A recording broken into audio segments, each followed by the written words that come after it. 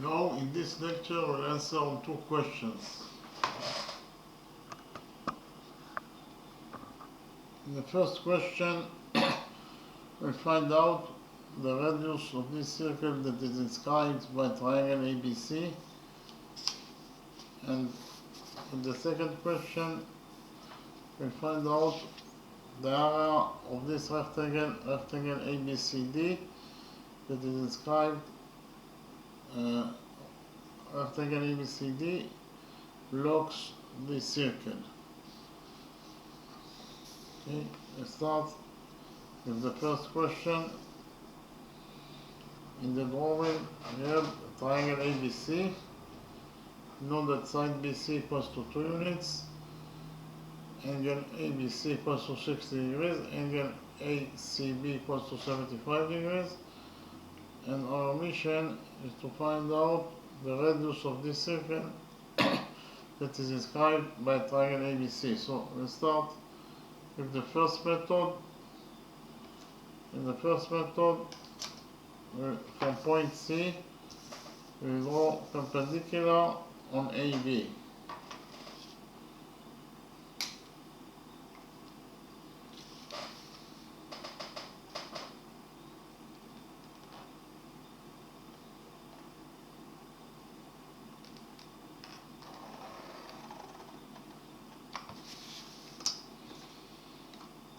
So this angle equals to 90 degrees according to our construction, and this angle also equals to 90 degrees according to our construction.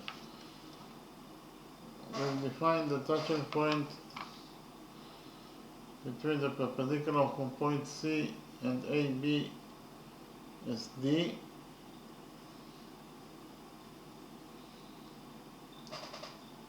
And we'll focus on the main triangle ABD.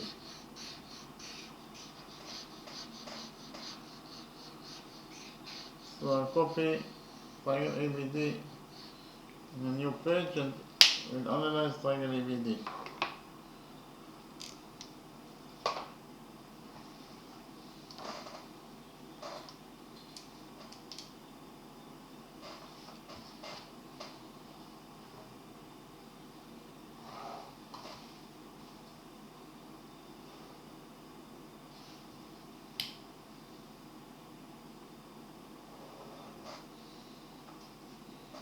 It's actually triangle BDC.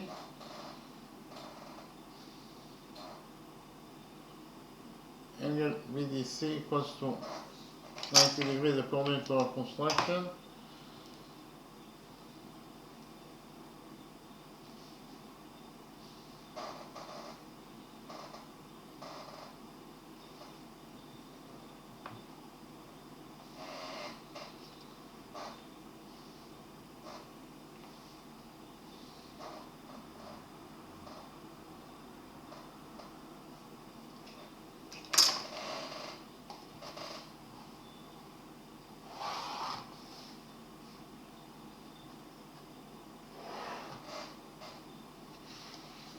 This is triangle BDC with a copy from the original drawing.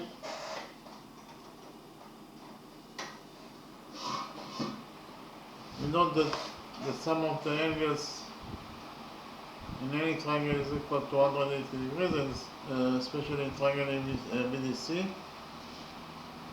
So here, which angles we have inside triangle BDC? We have this angle that is equal to 60 degrees, plus this angle that is a right angle is equal to 90 degrees, plus the missing angle which will define as angle X. In total, the sum of those three angles must be equal to 180 degrees.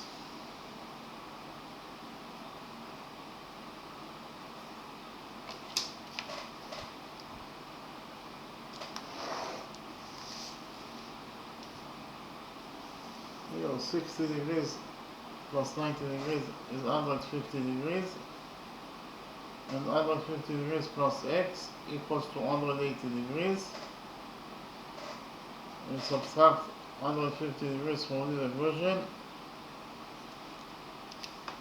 and we get that the missing angle x equals to 180 degrees minus 150 degrees is 30 degrees. So I found out that angle x equals to 30 degrees.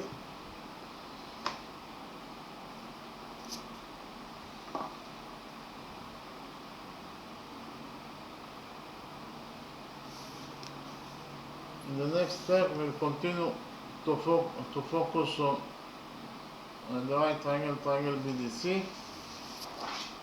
In the right triangle BDC, we know that tangent sinus 30 degrees equals to BD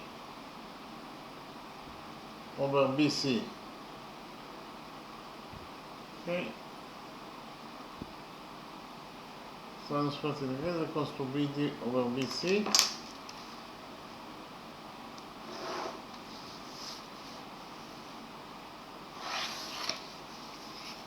Sinus 30 degrees is 1/2, so substitute sinus 30 degrees by 1/2, and it is equal to BD over BC, but BC equals to 2 units, so we substitute BC by 2.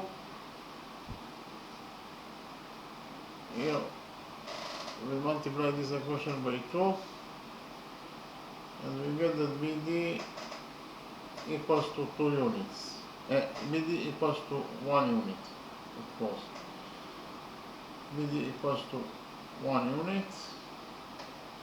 So we can write here that BD equals to 1 unit.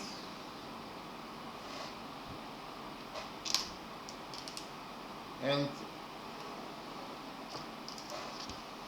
we will continue to focus on triangle BDC. In triangle BDC, we know that cosine 30 degrees equals to DC over BC.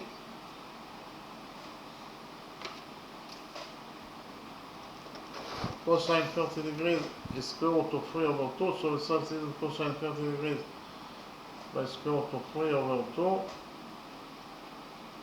and it is equal to DC over BC, but BC equals to 2.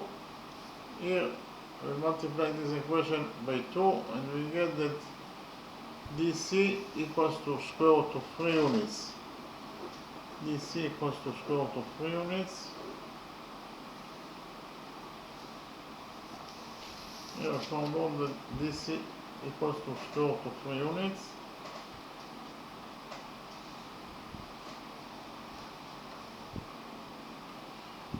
In the next step, I find out the size of angle ACD. It is very easy to see from the drawing here. We already found out that this angle equals to 30 degrees. Angle BCD equals to 30 degrees.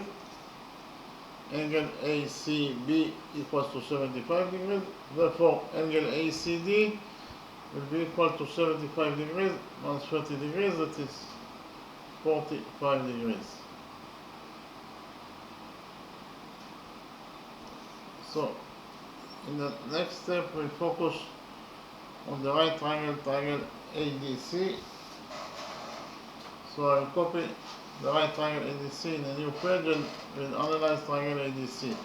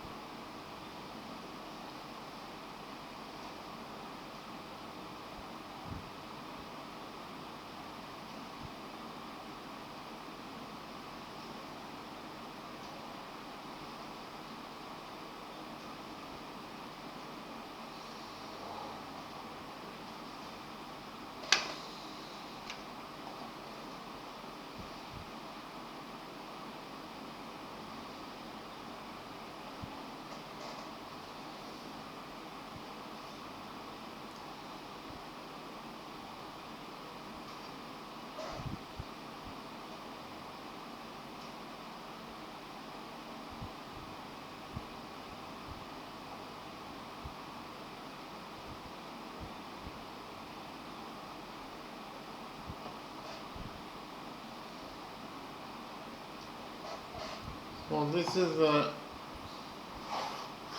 triangle ADC.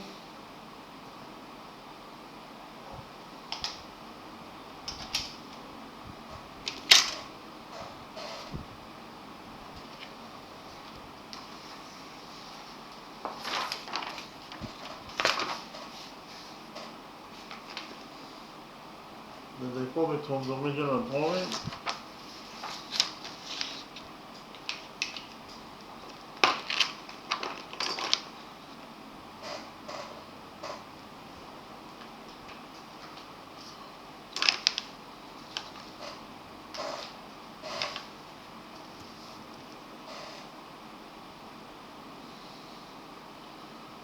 We know that the sum of the angles in triangle ADC must be equal to 180 degrees. So which angles we have inside triangle ADC? We have this angle that is a right angle plus this angle that is equal to 45 degrees plus this angle that will define as angle X. In total, the sum of those three angles must be equal to 180 degrees, according to the rule that the sum of the angles in any triangle is equal to 180 degrees. So 90 degrees plus 45 degrees is 135 degrees, plus X is equal to 180 degrees.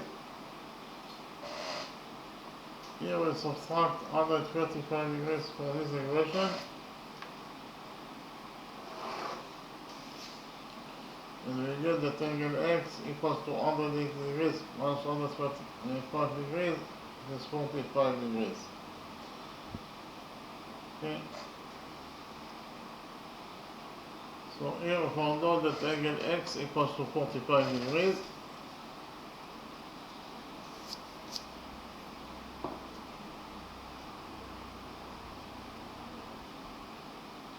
We continue to focus on the right triangle ADC. In the right triangle ADC, those two angles are both equal to 45 degrees, therefore they are equal to each other. And we have the rule that in front of equal angles in a triangle there are equal sides.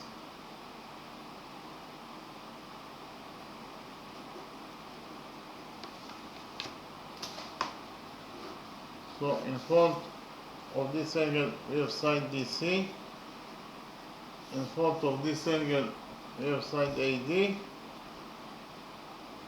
and according to the rule that I mentioned, those two sides must be equal to each other because they are located in front of equal angles. That is to say, side DC must be equal to side AD. Okay.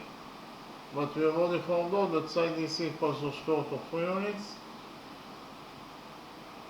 So from this equation, square root of 3 equals to DC equals to AD. We derive that side AD is also equals to square root of 3 units.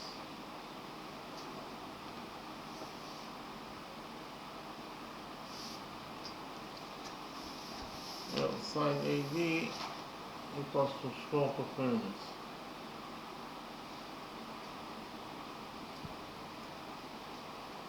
Okay.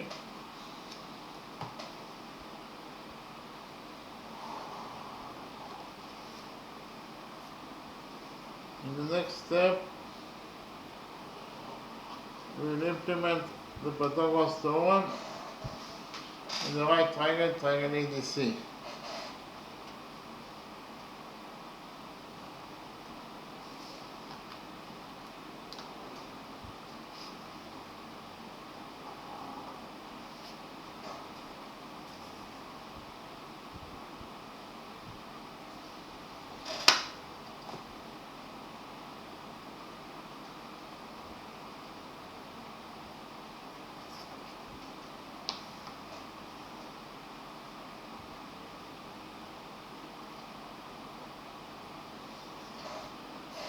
So this is the right triangle ABC that I copied here.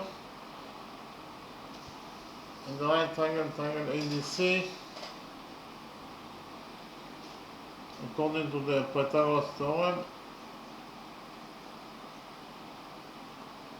here by PT is the relation for Pythagoras theorem.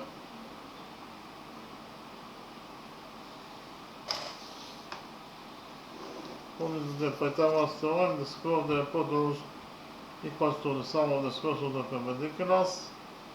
The hypotenuse is AC.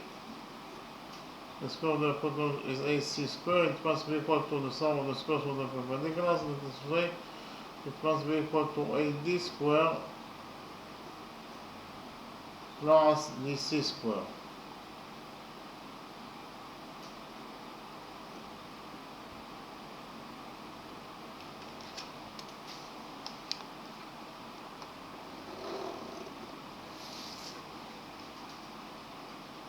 So AC squared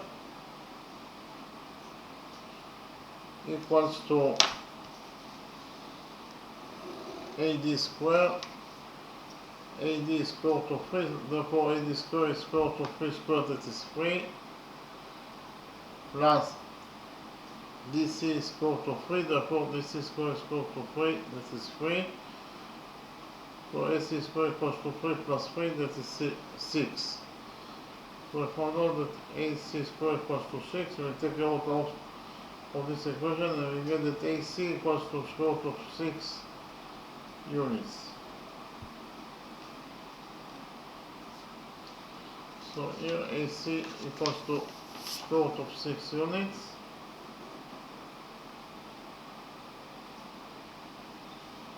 So I actually found out that the side lengths,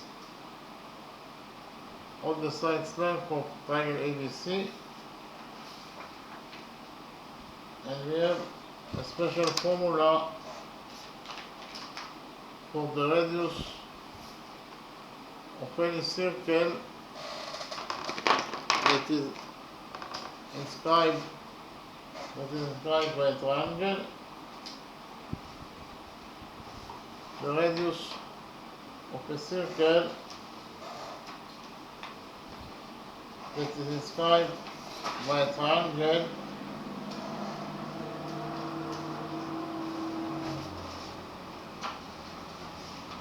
is equal to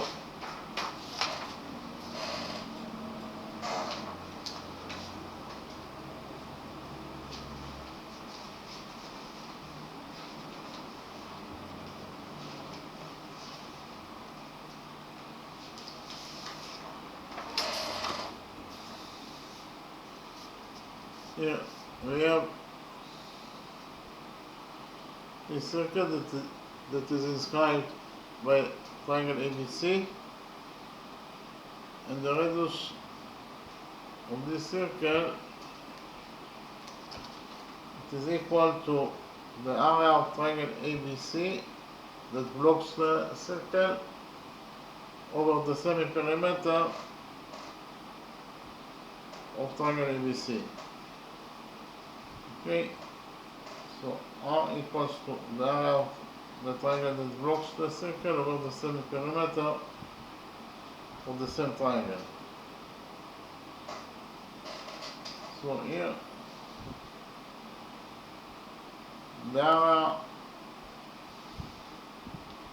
of triangle ABC that blocks the circle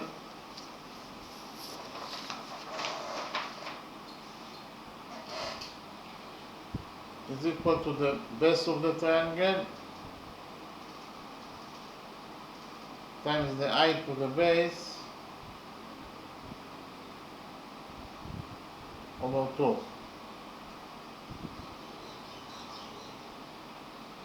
Repeat again, the area of any triangle, and especially the area of triangle ABC, equals to the base of the triangle times the height to the base over 2. So the area of triangle ABC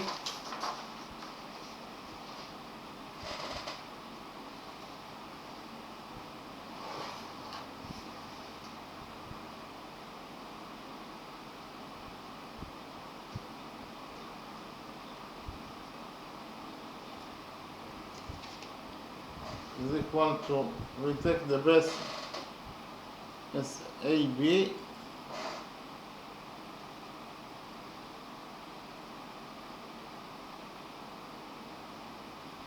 equals to square root of 3 plus 1. So the base of triangle ABC is AB times the height to the base is DC. This is the height to the base because it creates 90 degrees with the base AB over 2. Okay, so the area of triangle ABC equals to the base AB times the height to the base, which is DC, over 2. AB equals to 1 plus square root of 3 units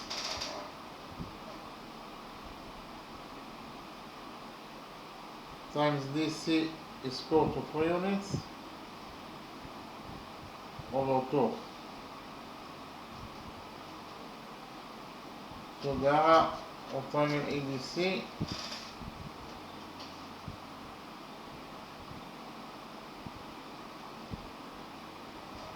equals to the base that is 1 plus square root of 3 units times the height that is square root of 3 units over 2.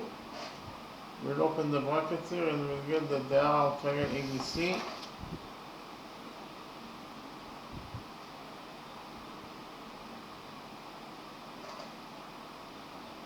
is equal to 1 times square root of 3 is square root of 3 plus square root of 3 times square root of 3 is 3 over 2. So in conclusion, the area of triangle ABC equals to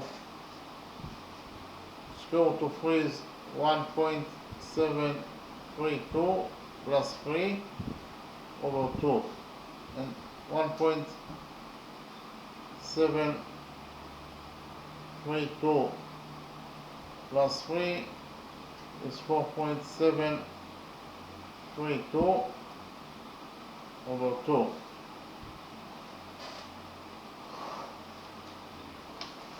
So the area of triangle ABC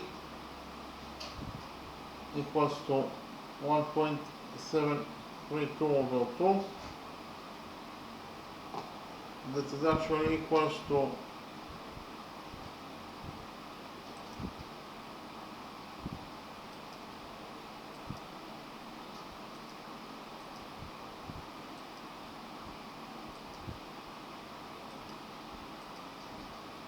2.366. So we found out that the area of triangle ABC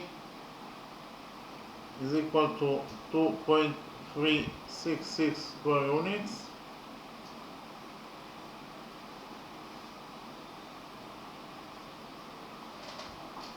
In the next step, we find out the semi-perimeter of triangle ABC. The semi-perimeter of triangle ABC is equal to the perimeter over 2. That is to say, S equals to AB plus AC plus BC over 2.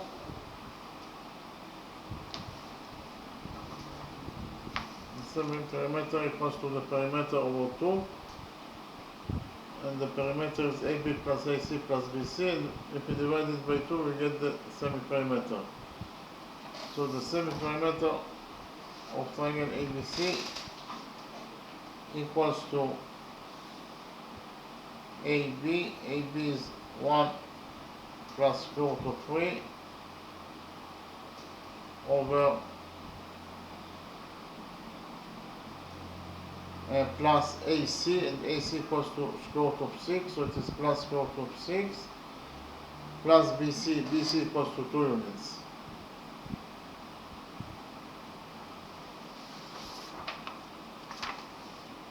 So here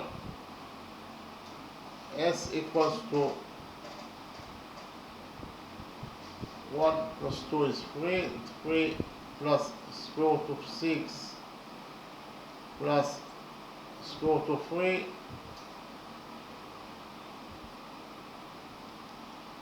over 2 is the semi-perimeter of triangle ABC. So here we have 3 plus square root of 6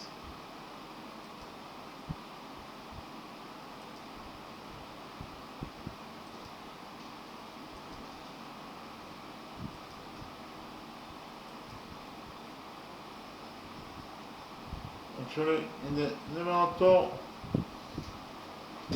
we have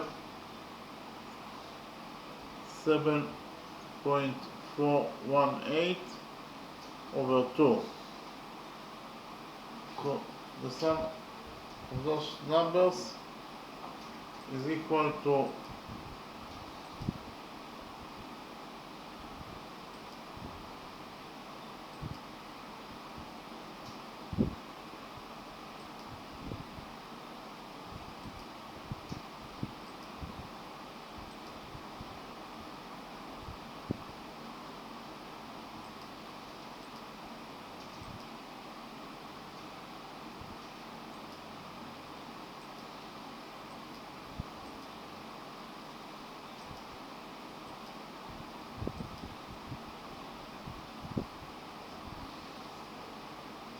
3.59.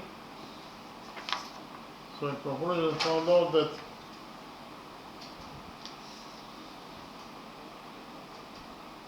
the radius of the circle that is inscribed by triangle ABC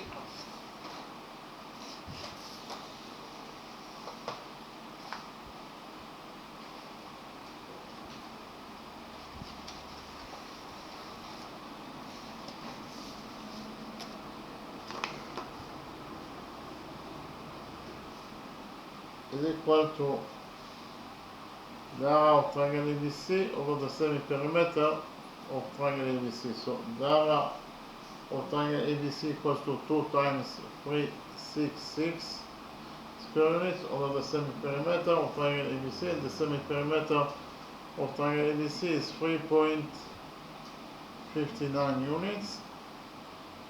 And if we divide the two numbers, we get that the radius of the circle that is inscribed by triangle ABC is equal to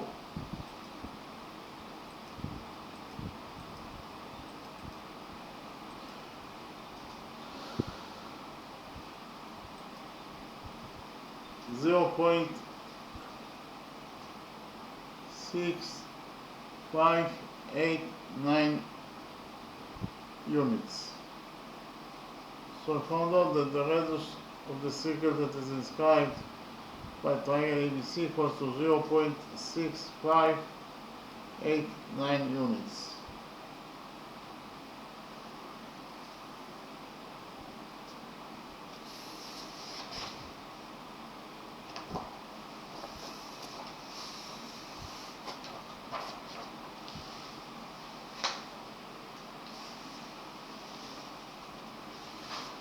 So the radius of this circle that is inscribed by triangle ABC is equal to 0.6589 units. We finished with the first method. In the next step, I'll present to you the second method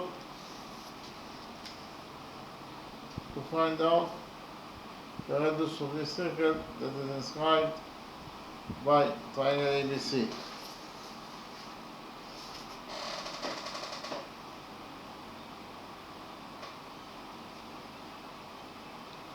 Here we will define the point of tendency of tangent BC with this circle as point D. We define the center of this circle as point O. We join points O and D together by a straight line. Point O is the center of the circle. point D is the point of the circle itself, and therefore OD is the radius of this circle. We define the radius of this circle as R. So we have here the radius of D, that is drawn to the point of tendency, that is to say it is drawn to point D, that is the point of tendency of tangent BC with the circle. And whenever you have a radius that is drawn to the point of tendency, then tangent BC will be perpendicular to the radius DO. So if BC is perpendicular to DO, it means that this angle equals to 90 degrees, and this angle also equals to 90 degrees according to rule number 1. Tangent to a circle is perpendicular to the radius drawn to its point of tendency.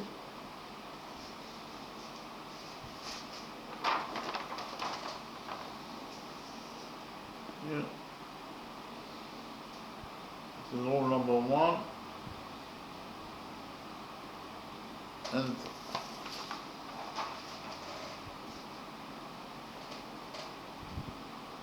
we join points O and C together by a straight line.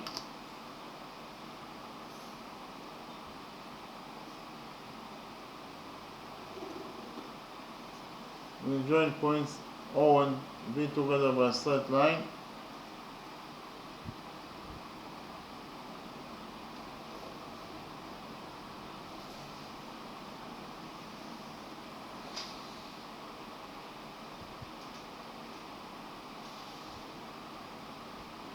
We define the point of tendency of tangent AB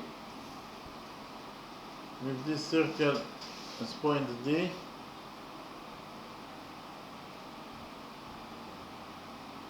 We join points D and O together by a straight line.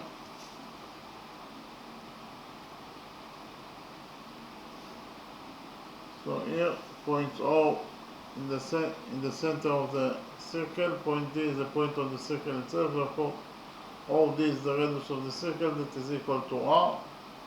And here again, according to rule number 1, because of the fact that the radius OD, it is going to point D, that is the point of tendency of tangent AB with this circle, then tangent AB will be perpendicular to the radius DO. So if AB is perpendicular to DO, it means that this angle equals to 90 degrees, and this angle also equals to 90 degrees, according to rule number 1. We define, so this will be point E. We define the point of tendency of tangent AC with this circle as point F. We join points O and F together by a straight line. Point O is the center of the circle. Point F is the point of the circle itself, therefore OF is the radius of this circle, that is equal to R. And again here we have the radius OF that is drawn to the point of tendency, that is to say it is drawn to point F, that is the point of tendency of tangent AC with this circle. And whenever you have a radius that is drawn to the point of tendency, then tangent AC will be perpendicular to the radius FO. So if AC is perpendicular to FO, it means that this angle equals to 90 degrees, and this angle also equals to 90 degrees according to rule number 1.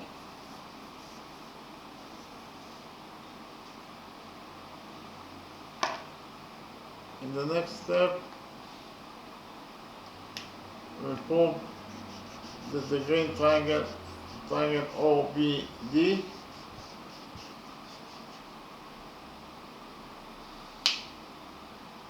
is congruent to the orange triangle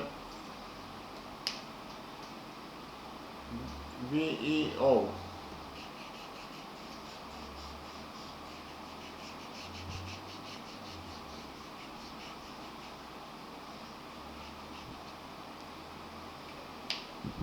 But before we prove that the two triangles are congruent to each other, we present to you rule number 2, which states that the lengths of two tangents from a common external point to a circle are equal. Here we have two tangents to this circle, tangent PA and tangent PB. They are both exited from the common external point P, and therefore they are equal to each other. That is to say, tangent PA equals to tangent PB in its length. Here we can implement rule number 2 in our drawing. In our drawing we have the common external point B. From the common external point B, we have two tangents to this circle, tangent PD and tangent BE. And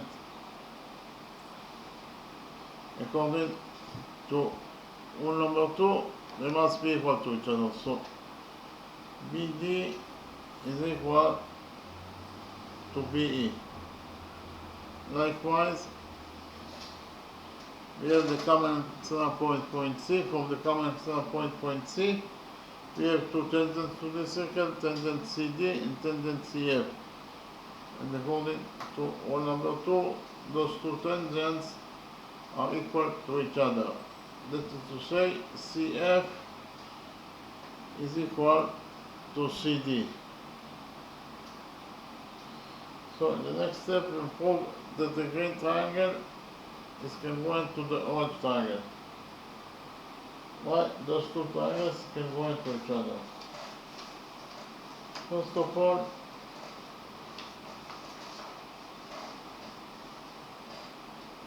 here we have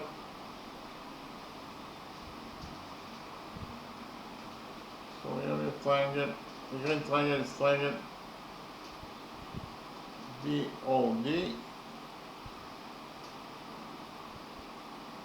and the orange triangle is triangle EBO.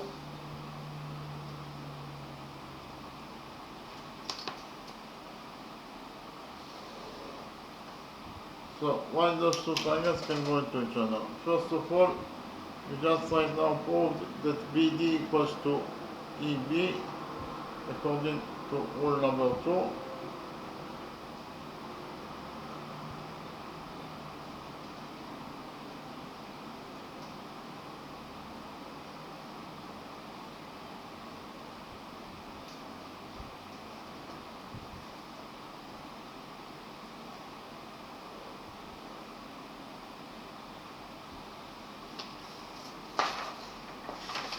Here, BD equals to BE according to rule number 2.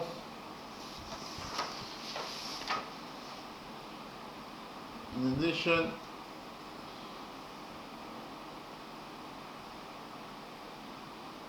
DO equals to EO.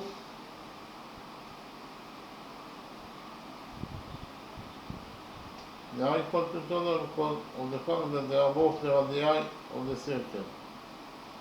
And side DO of the green triangle is equal to side EO. They are both the radii of the circle, therefore they are equal to each other. And finally, we have the common side BO, so BO equals to itself as a common side that belongs to both triangles.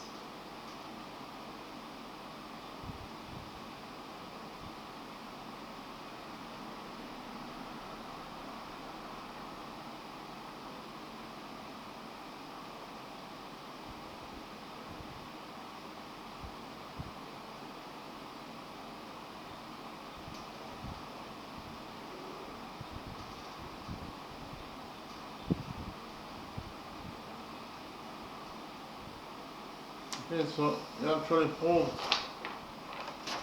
that the green triangle is congruent to the orange triangle according to side rule.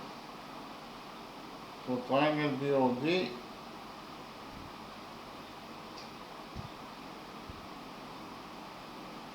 congruent to triangle EOB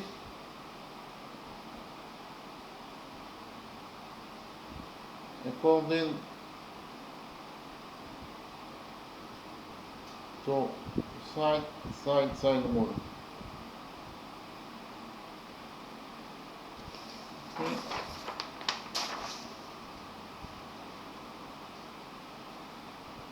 And from the fact that the green triangle is congruent to the orange triangle,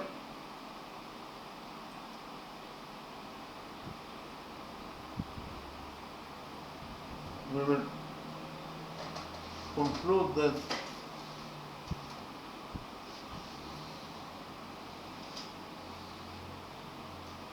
those two angles are equal to each other. According to the rule that corresponding angles in congruent triangles are equal to each other. Those two triangles congruent to each other, therefore the two corresponding angles must be equal to each other. So here angle OBD is equal to angle OBE.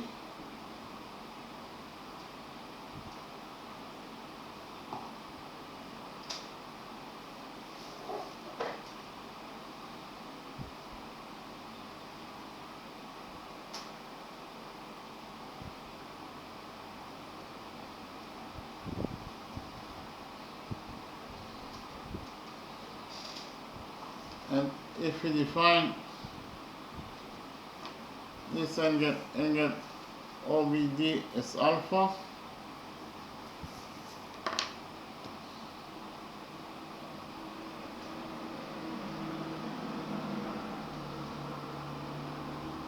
then if angle OBD equals to alpha, then from this equation alpha equals to OBD equals to OBE, we derive that angle OBE is also equals to alpha,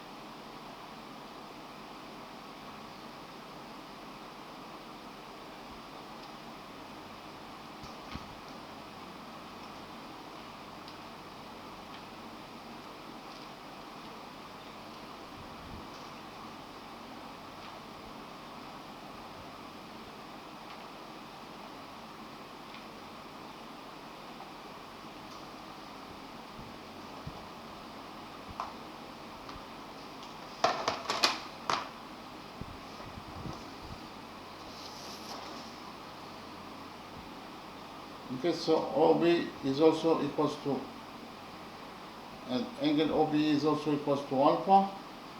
So both those two angles are equal to alpha.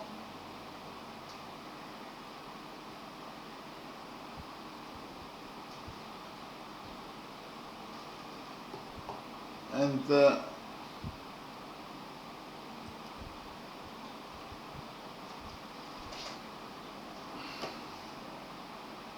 we know that the sum of those two angles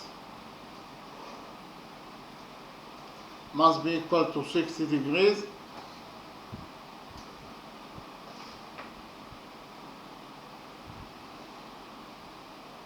So here alpha plus alpha is equal to 60 degrees.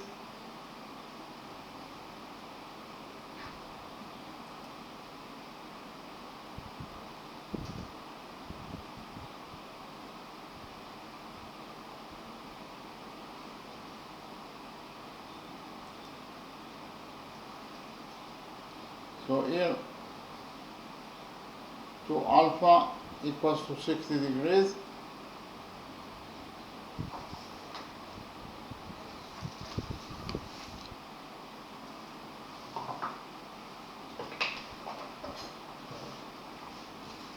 We divide this equation by 2 and we get that alpha equals to 30 degrees.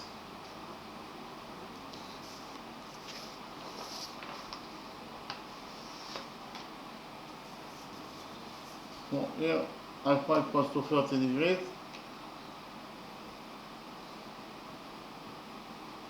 So here this angle equals to 30 degrees. And this angle also equals to 30 degrees. We repeat on the same process on those two triangles, and we'll prove that the yellow triangle, triangle ODC,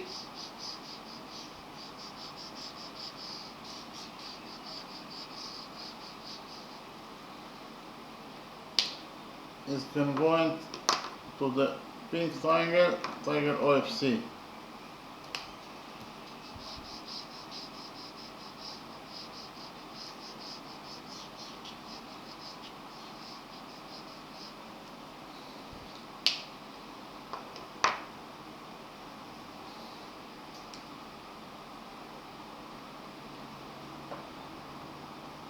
So why the yellow triangle is congruent to the pink triangle, triangle OFC. Triangle DOC, the yellow triangle is congruent to the pink triangle, triangle OFC.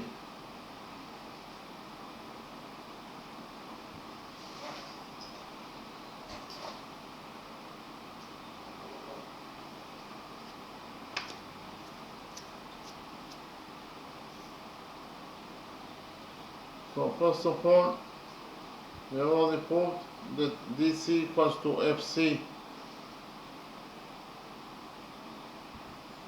according to rule number 2.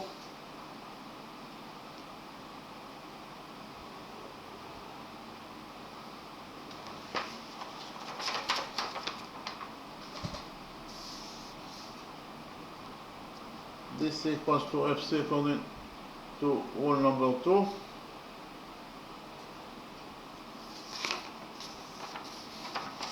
In addition, here side DO is equal to side OF,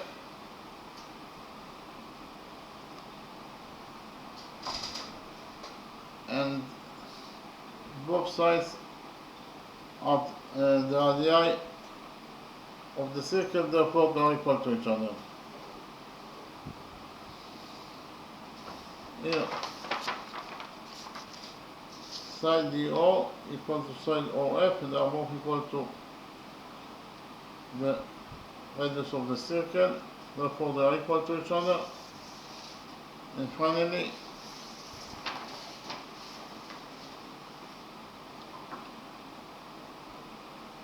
OC is a common side that belongs to both triangles, so OC equals to itself. OC equals to AC. OC is a common side that belongs to both triangles.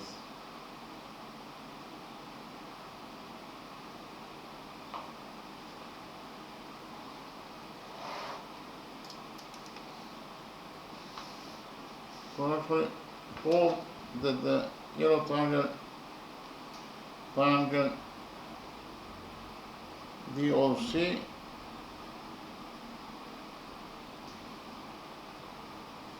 is congruent to the pink triangle OFC according to side rule. Okay.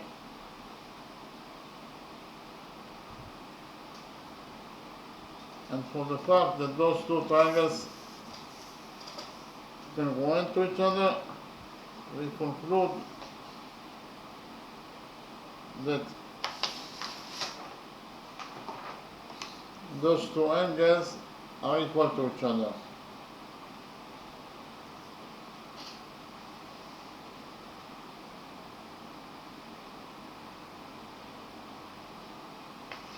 Here, angle FCO, this angle is equal to angle OCD. Okay.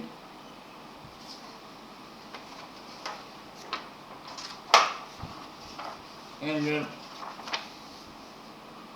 FCO equals to angle OCD according to the rule that corresponding angles in congruent triangles are equal to each other.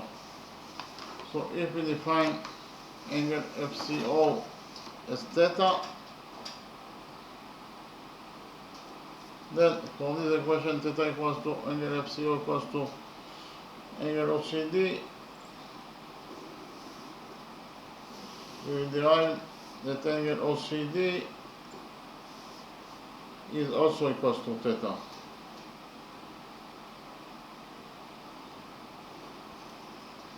Angle OCD.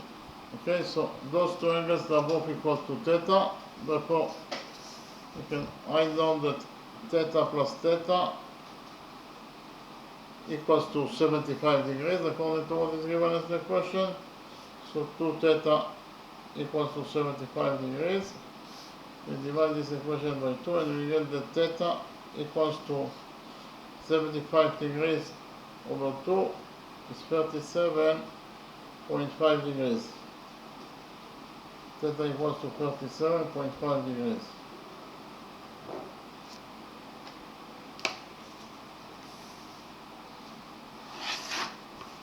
So here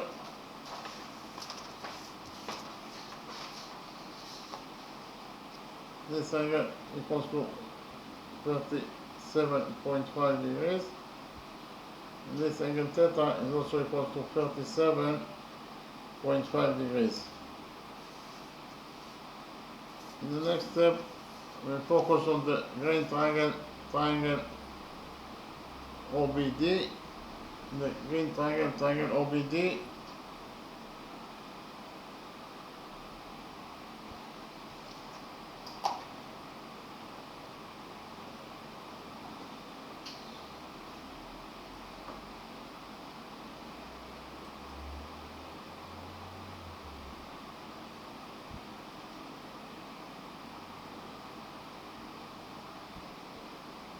we know that tangents 30 degrees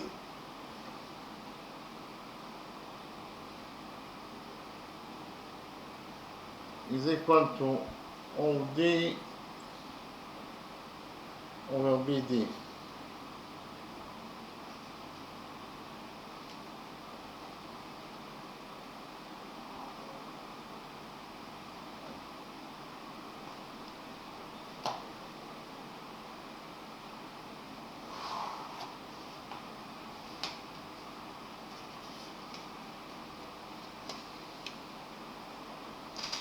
So tangents 30 degrees equals to OD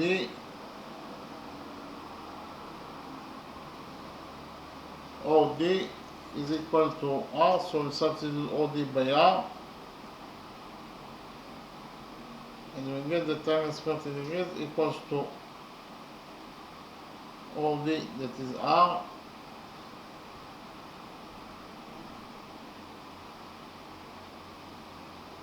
over BD.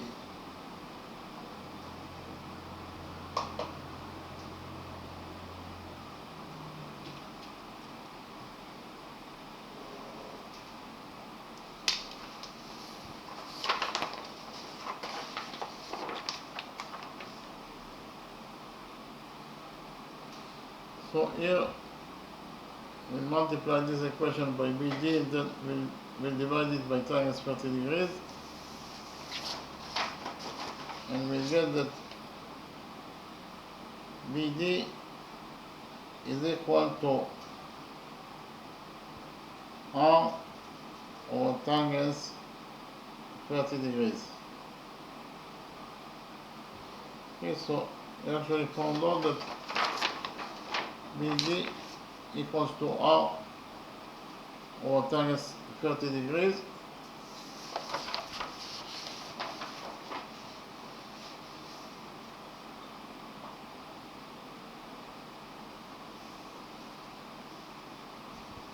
In the next step, we'll focus on the yellow triangle OCD. In the yellow triangle OCD,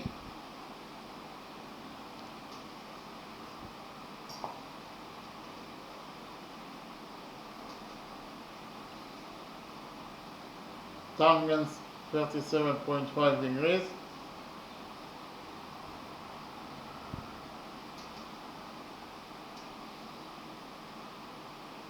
is equal to OD over DC.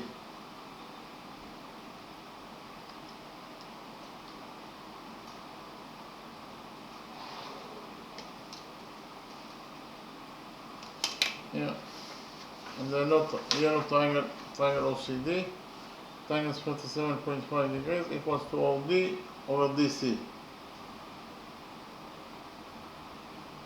So here, tangents 37.5 degrees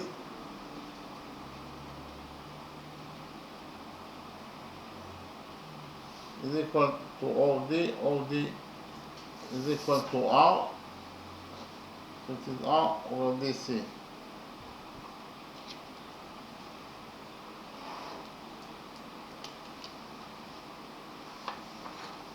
So here we'll multiply this equation by DC and then we'll divide it by tangents 37.5 degrees, and we'll get that DC equals to R over tangents 37.5 degrees.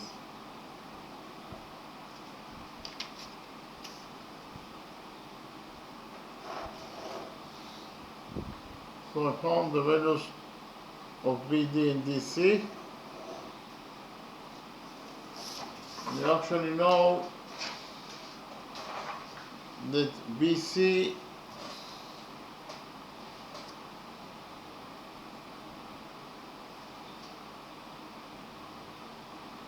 equals to BD plus DC,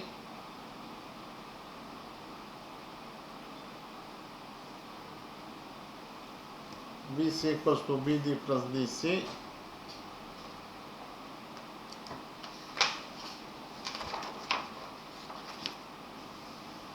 and BC equals to BD plus DC,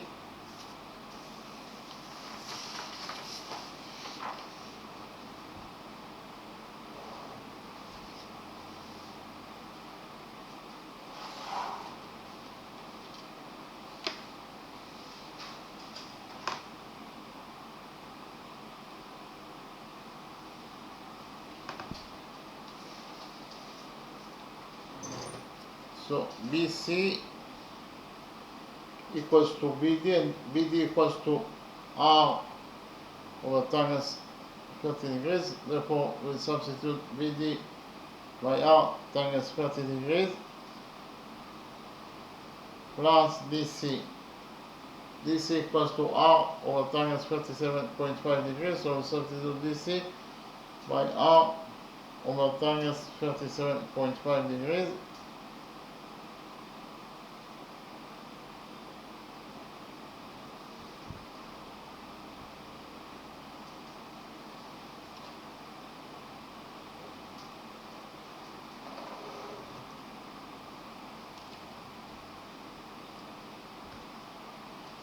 So in conclusion, found out that BC equals to R over tangent 30 degrees plus R over tangent 37 point degrees. Here we take R as a common factor and we get that we will take out R as a common factor, so we will get that BC equals to R. So we took out R as a common factor from out of those two expressions. What is left from R over tangent 30 degrees after we took R as a common factor? What is left is 1 over tangent 30 degrees plus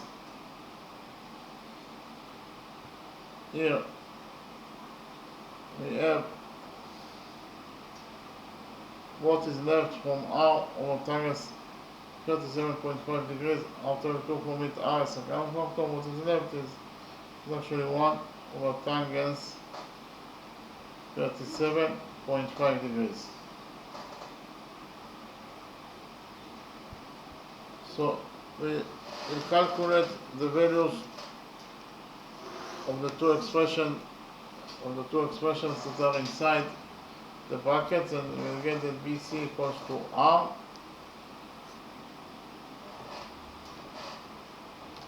tangent 30 degrees equals to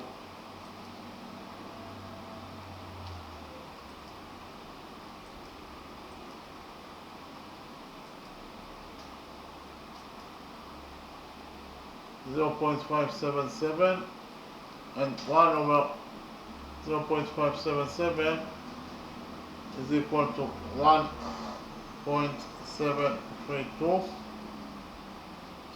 plus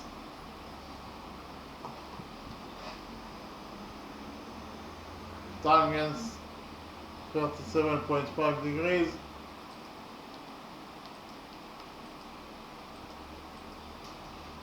is equal to 0.767, and 1 over 0.767 is equal to 1.303, and 1.303 plus 1.732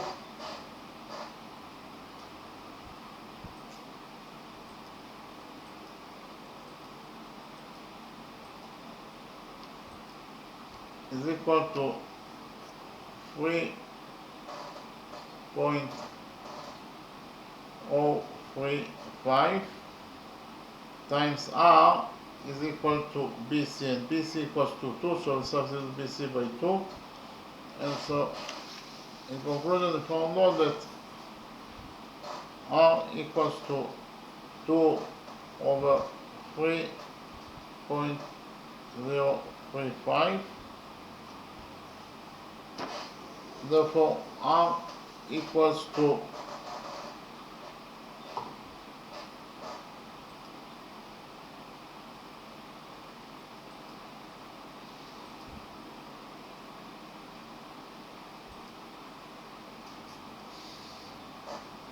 0.659 units. So in both methods we arrive to the same result, that the radius of this circle is equal to 0.6589 units. So we finished with the first question. In the next step I will present to you the second question,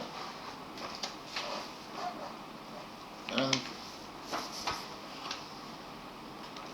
we'll solve the second question in two different methods.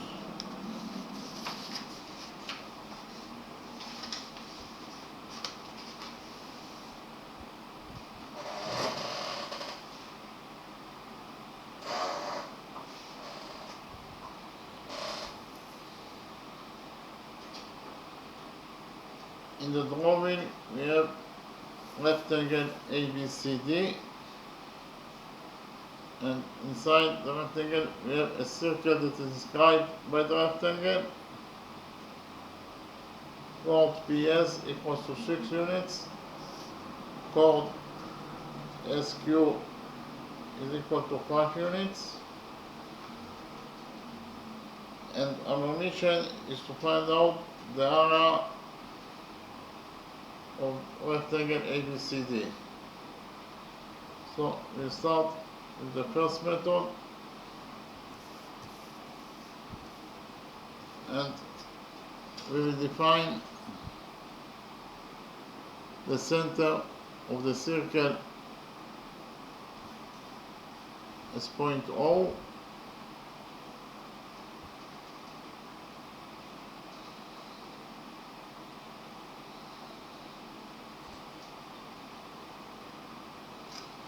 We join points P and O by a straight line.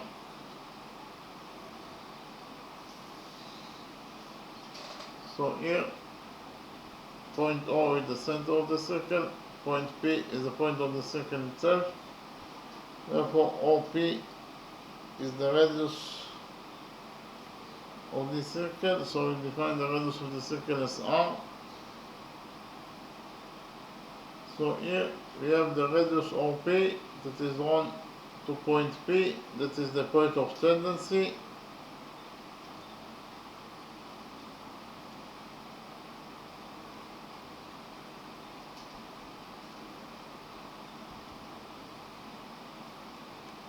Of tangent BC with the circle. Therefore, according to rule number 1, tangent BC will be perpendicular to the radius PO, that is to say, this angle equals to 90 degrees, and this angle will be also equal to 90 degrees according to rule number 1.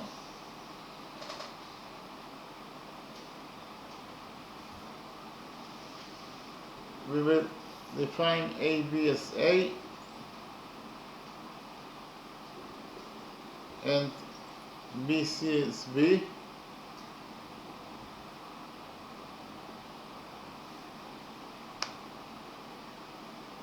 It is very easy to prove that BC is the diameter of the circle, so BC is the diameter.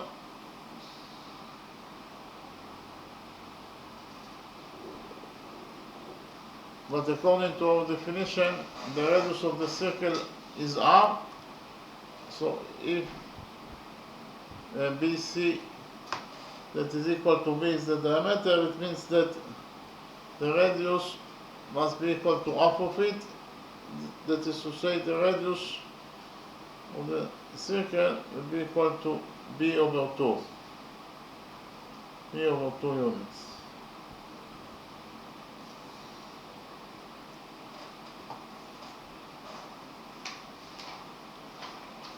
And here we have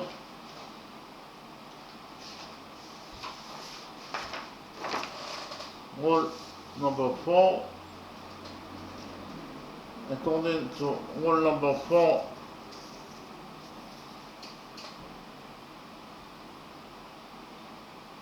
the perpendicular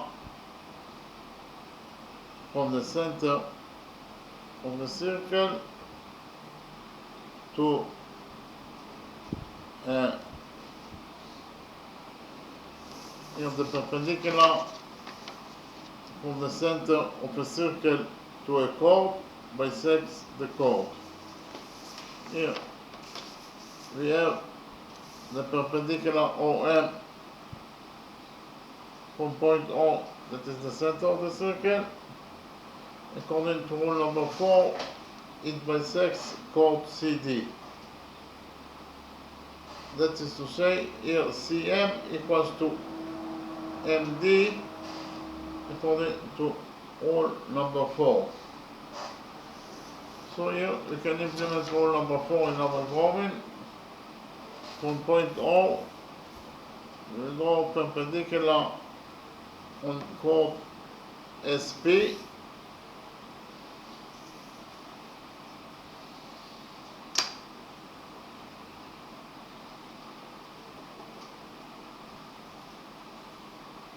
this angle equals to 90 degrees according to our construction, and this angle also equals to 90 degrees according to our construction. We will define the touching point of the perpendicular from point O and SP is point M. So we actually draw the perpendicular OM on chord SP. We have the perpendicular OM and chord SP, and according to rule number 4, the perpendicular OM that is from the center bisects chord SP. So here SM equals to MP according to rule number 4. So if SM equals to X, then MP is also equals to X.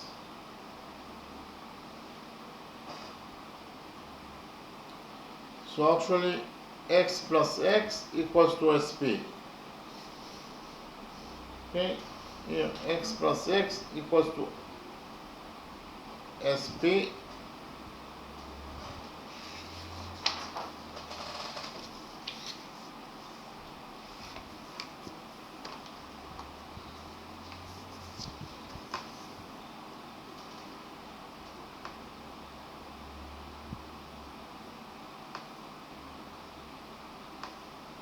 So here 2x,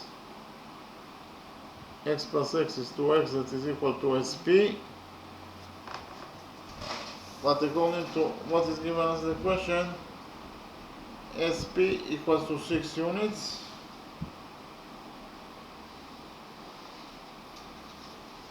From this equation, we derive that 2x equals to 6. Here we'll divide this equation by 2 and we'll get that x equals to 3 units. X equals to 3 units.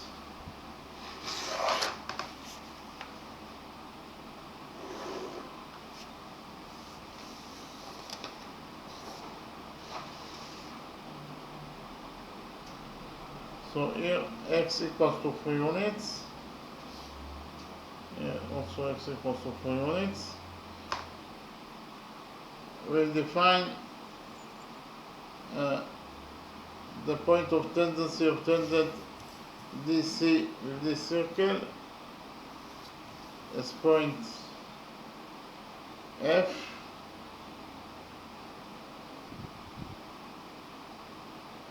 We'll join points O and F together by a straight line.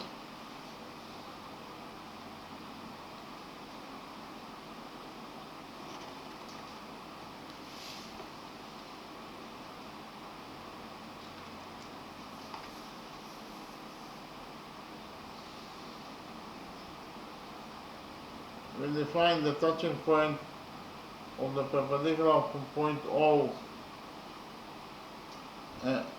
Actually, the touching point of the perpendicular from point O and DC is defined as F.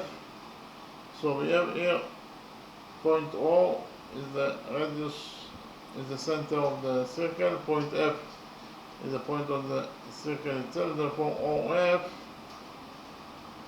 is the radius of the circle, so that is equal to R. And here we have the radius OF is drawn to the point of tendency, that is to say it is drawn to point F, that is the point of tendency of tangent DC with this circle. And whenever you have a radius that is drawn to the point of tendency, then tangent DC will be perpendicular to the radius FO. So if DC is perpendicular to FO, it means that this angle equals to 90 degrees, and this angle also equals to 90 degrees.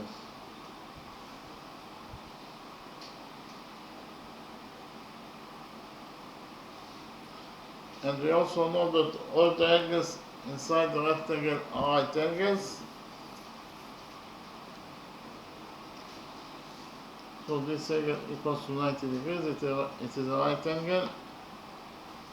This angle also equals to 90 degrees.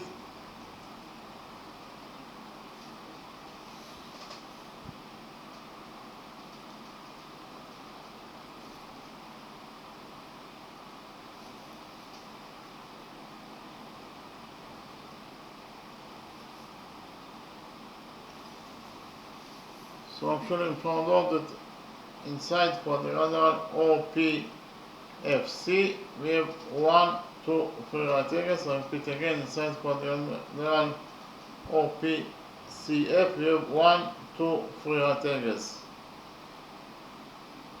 And any quadrilateral that has 3 right angles, then the fourth angle must be also equal to 90 degrees. That is to say, this angle, that is the fourth angle, must be also equal to 90 degrees in order to complete the sum of the angles inside quadrilateral OPFC to 360 degrees. This angle must be also equal to 90 degrees. Okay? So, in the next step, from point Q, we'll draw perpendicular on BC. From point Q, we'll draw perpendicular on BC.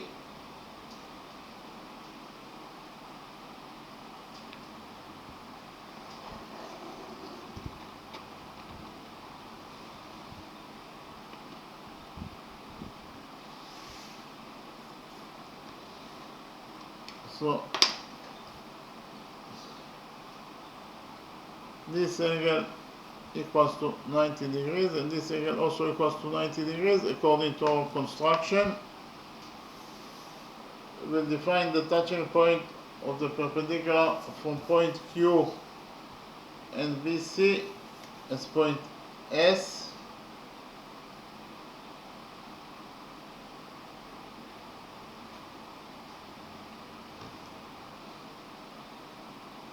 We'll define the intersection point between QS and the radius OF as point L. So we actually created here quadrilateral OPLS. This quadrilateral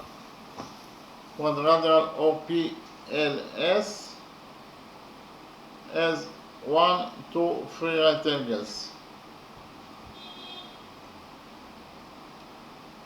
And as I already mentioned before, any quadrilateral that has 3 right angles, then the fourth angle must be also equal to 90 degrees in order to complete the sum of the angles in that quadrilateral to 360 degrees. The fourth angle must be also equal to 90 degrees. So this angle equals to 90 degrees. So actually, inside quadrilateral OPLS, we have 4 right angles, and any quadrilateral that has 4 right angles must be at least a rectangle if not a square. So here, quadrilateral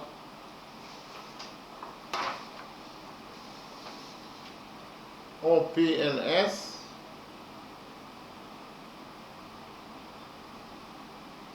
is a rectangle. Why? Because it has 4 right angles.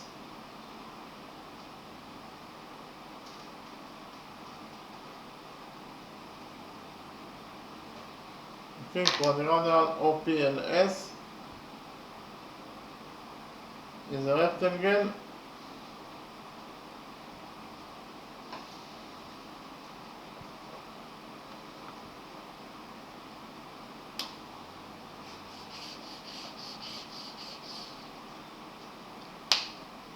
Repeat again.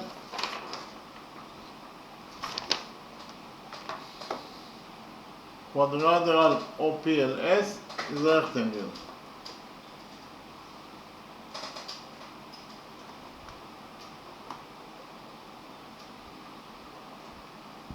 And we also know that the opposite sides of a rectangle are parallel to each other.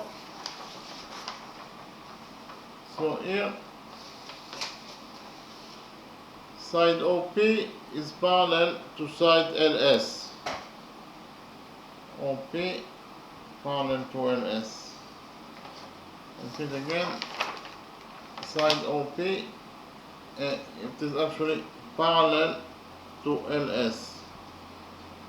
Okay. Write it down again.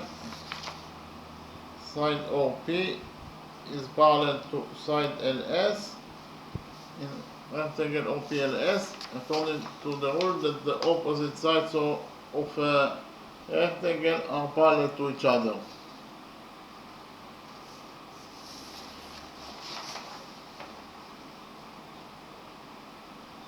So here we know that LS is part of the perpendicular QS. So repeat again, LS is part of QS. And QS itself is the perpendicular from point Q. QS is a perpendicular, it is absolutely a straight line. Okay, so you can write down that QS is a straight line.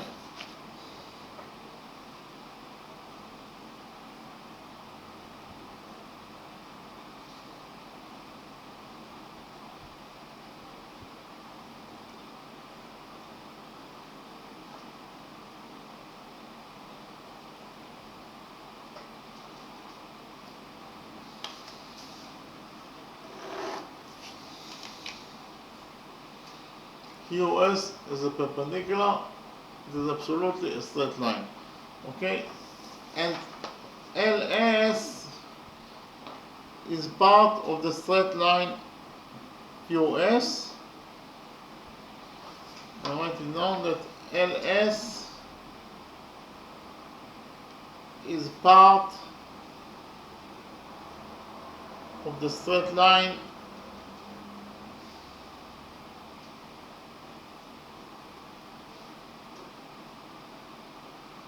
QS.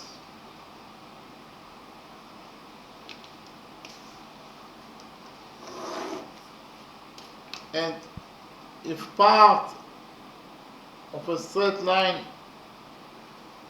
is parallel to another straight line, then the straight line itself must be also parallel to the other straight line. Therefore, QS must be also parallel to OP. Okay, QS is parallel to OP. According to the rule that if part of a straight line is parallel to OP, then the straight line itself, that is QS, must be also parallel to OP. Okay?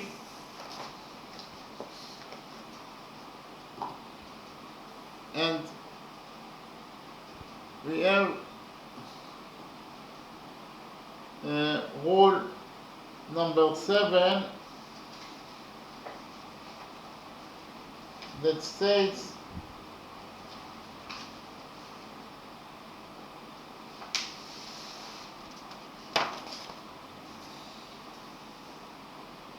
that alternating angles, it is actually rule number 9, that states that alternating angles between parallel lines are equal to each other.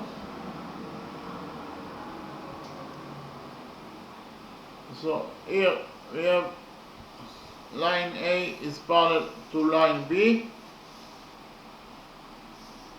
The pink angles are defined as parallel,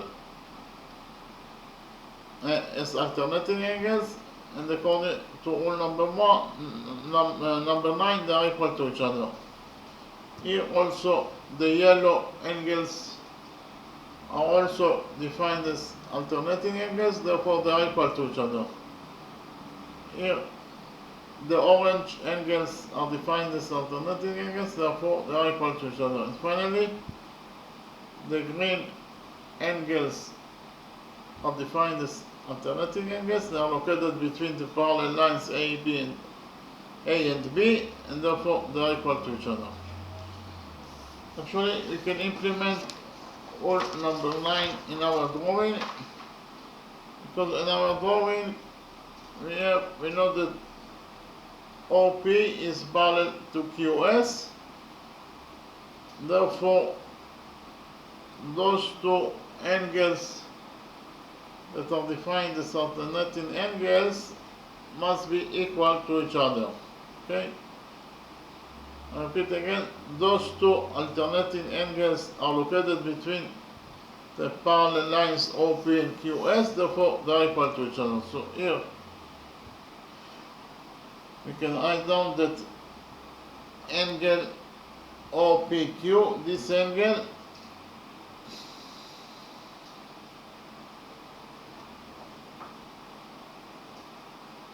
is equal to this angle that is actually angle SQP,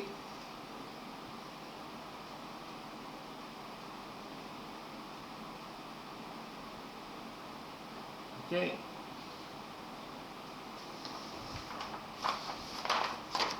So here angle OPQ is equal to angle SQP according to the rule that alternating angles between parallel lines are equal to each other. Those two angles are defined as alternating angles. They are located between the parallel lines OP and QS, therefore they are equal to each other.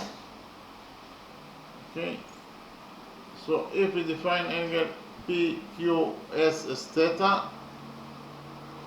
here this angle equals to theta according to our definition.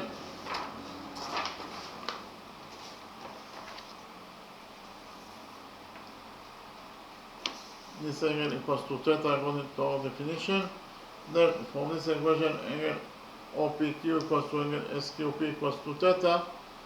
We will derive that angle OPQ is also equal to theta.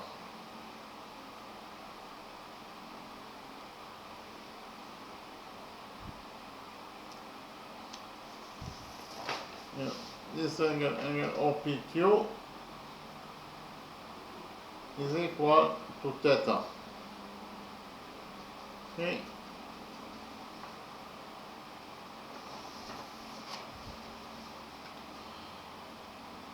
In the next step, we'll focus on quadrilateral QSDC. Inside this quadrilateral QSDC, we have 1, 2, 3 right angles. Again, inside quadrilateral QSDC, we have 1, 2, 3 right angles.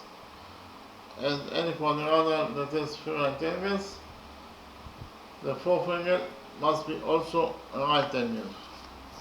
In order to complete the sum of the angles in the quadrilateral to 360 degrees, the fourth angle must be also a right angle. So here, this angle is a right angle. So inside quadrilateral SQDC, we have 4 right angles. And any quadrilateral that has 4 right angles must be at least a rectangle, if not a square. So here we will relate to quadrilateral QSDC as a rectangle. Quadrilateral QSDC is a rectangle. Why? Because it has 4 right angles.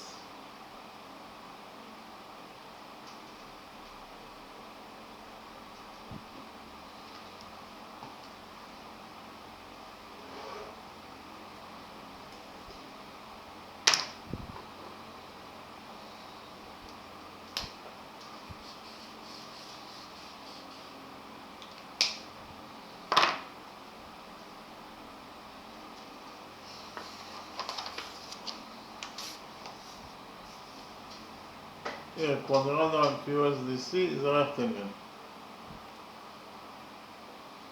Okay? And we know that the opposite sides of a rectangle are equal to each other. That is to say, QS is equal to DC. QS is equal to DC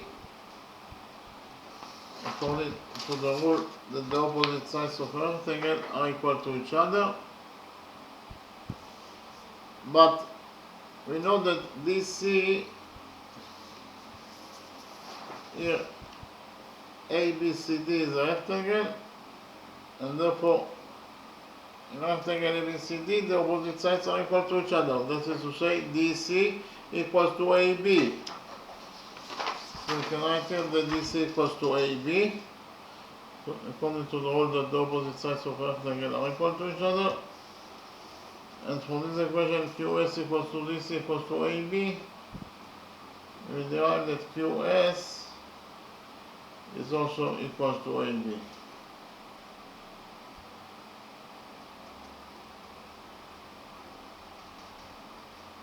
QS is also equals to AB. Okay, but according to our definition, AB equals to A. So we can write here that AB equals to A, and from this equation QS equals to AB equals to A, we derive that QS is also equals to A. QS is equal to A.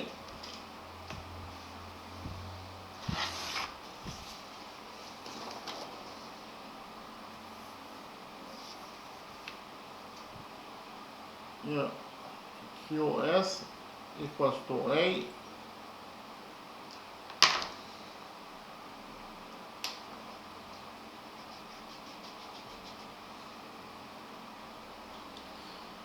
In the next step, we'll focus on the right green triangle, triangle OMP. So I will copy triangle OMP in a new page, and we will analyze triangle OMP.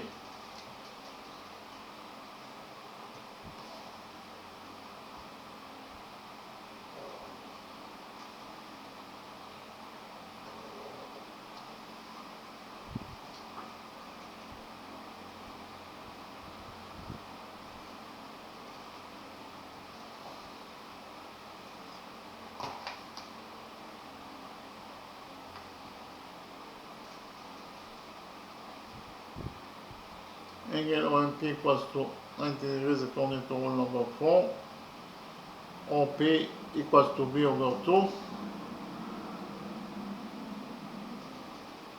And MP equals to X, that is equal to 3 units. And according to rule number 9, alternating angles between parallel lines are equal to each other. This angle equals to theta.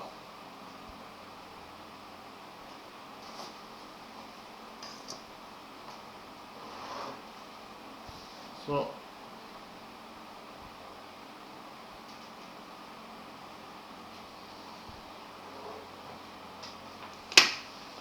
this is the right triangle, triangle OMP that I copied from the original drawing. In the right triangle, triangle OMP, cosine theta equals to MP over OP. Again, cosine theta equals to MP over OP. So I write it down.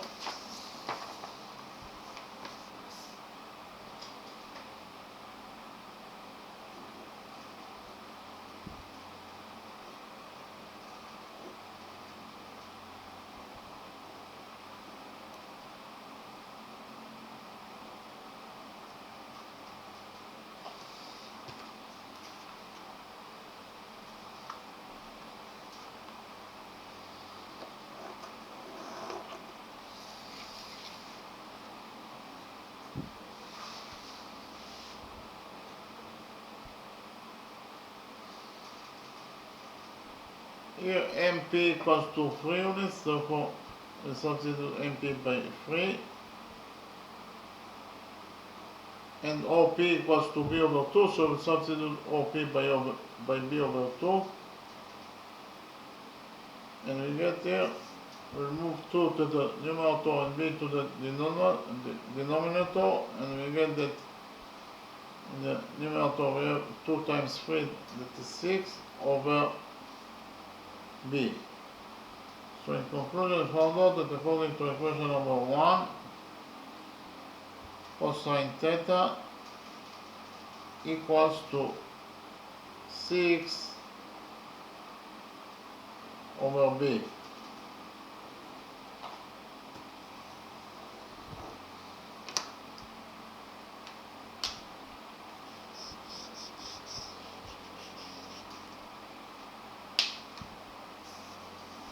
In the next step, we'll focus on the big right triangle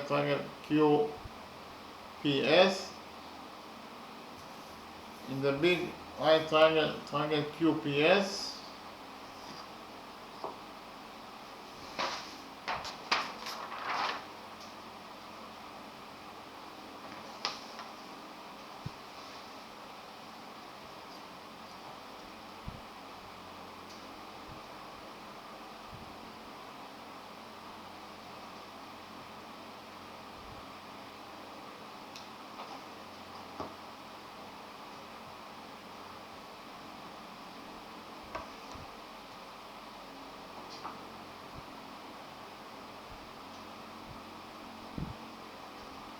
cosine theta equals to QS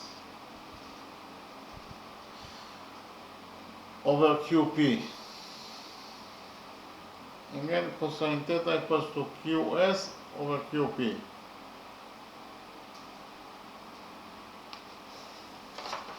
I'll repeat again. In the big right triangle QPS, cosine theta equals to QS over QP. So here, cosine theta equals to QS. What is the value of QS? We already found out that QS equals to A, so it's substitute QS by A over OP over QP. What is the value of QP? It's very easy to see from the drawing that QP equals to 5 plus 6. Again, QP equals to 5 plus 6, that is 11. So we substitute QP by 11. So in conclusion, we found out that according to equation number 2, cosine theta equals to A over 11.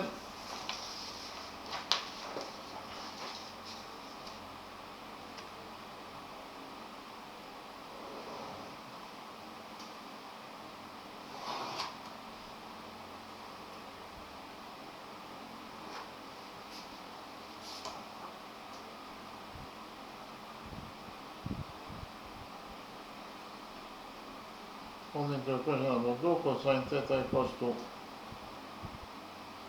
A over 11, while according to equation number 1, cosine theta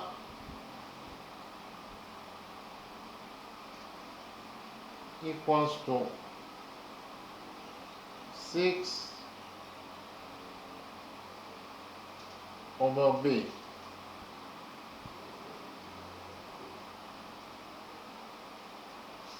Okay, according to equation number 1, cosine theta equals to 6 over B. So we have two different expressions for cosine theta. Therefore, we will create equation number 3 that states that cosine theta according to equation number 1 must be equal to cosine theta according to equation number 2. Okay, and cosine theta according to equation number 1 is equal to 6 over B, and it must be equal to cosine theta according to equation number 2, that is equal to A over 11. So we found out that according to equation number 3, 6 over b equals to a over 11. Here we cross multiply this equation, equation number 3, and we get that according to equation number 3, AB equals to 6 times 11 is 66. So we found out that AB equals to 66. And we have the area of rectangle ABCD is equal to the length of rectangle ABCD times the width. This is the area of any rectangle, and the length is AB and the width is BC. Okay, but according to the definition, AB equals to A and BC equals to B. Therefore, we found out that the area of rectangle ABCD equals to A times B, but we just right now found out that AB equals to 66. So in conclusion, we found out that the area of triangle ABCD is equal to 66 square units.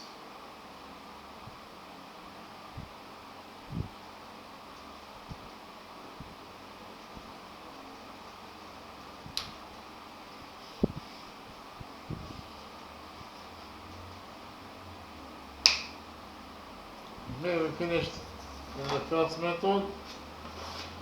In the next step, I'll present to you the second method.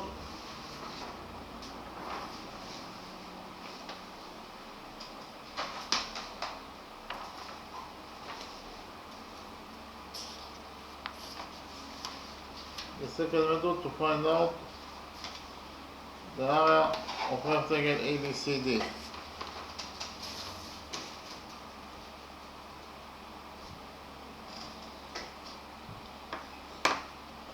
So here we will define the center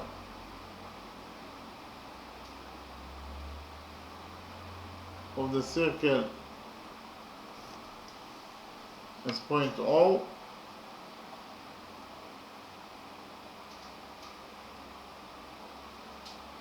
AB equals to A according to our definition, and BC is equal to B, and BC is also the diameter of the circle, as I already explained in the first method. We know that all the angles inside the rectangle are right angles, so here this angle equals to 90 degrees. This angle is also equals to 90 degrees.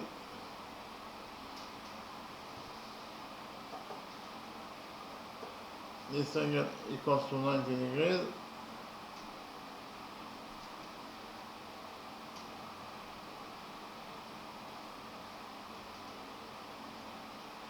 And this angle is also equals to 90 degrees.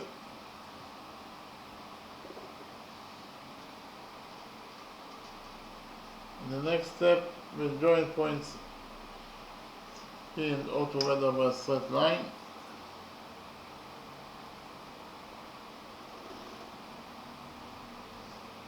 According to rule number 1, this angle equals to 90 degrees, and this angle is also equals to 90 degrees. In the next step, we will extend. We know that OP is the radius of the circle that is equal to B over 2. In the next step, we will extend the radius OP by a straight line until it intersects with the left side AD of the rectangle.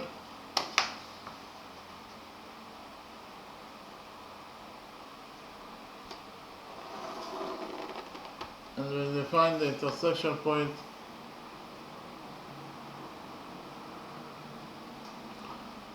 of the extended OP and side AD of the rectangle is point M.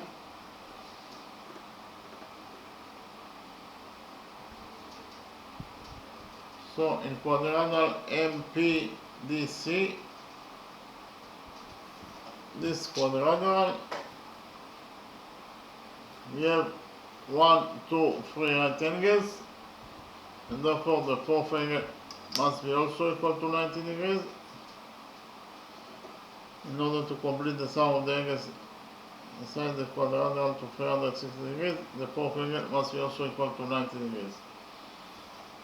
And in quadrangle AMBP,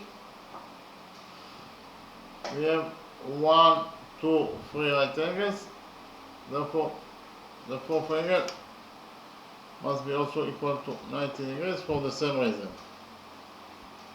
In order to complete the sum of the angles in this quadrangle to 360 degrees, this angle must be equal to 90 degrees. Okay, we define the touching point of the extended PO in the circle is point L. LP is chord inside the circle, but chord LP passes for point O, that is the center of the circle, and any chord that passes for the center of the circle must be the diameter of the circle. So LP is the diameter of the circle, and according to what we already found out, the diameter of the circle equals to B. Okay.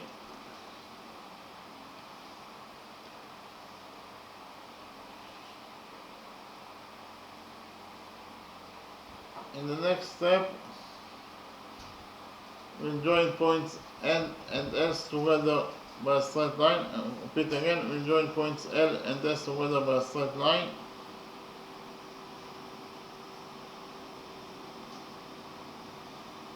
By joining points L and S together by a straight line, we created here peripheral angle LSP again.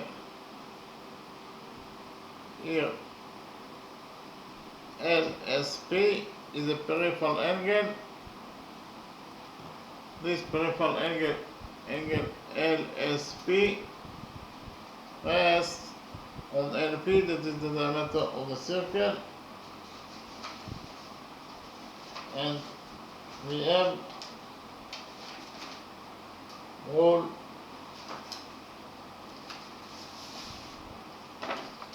number 5 that says that any peripheral angle that rests on the diameter must be equal to 90 degrees. Here, peripheral angle A and B rests on AB, that is the diameter of the circle, therefore peripheral angle A and B is equal to 90 degrees.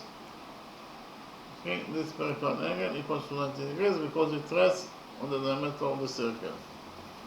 So here, peripheral angle LSP rests on LP, that is the diameter of the circle, therefore it is equal to 90 degrees. We define angle LPS as theta.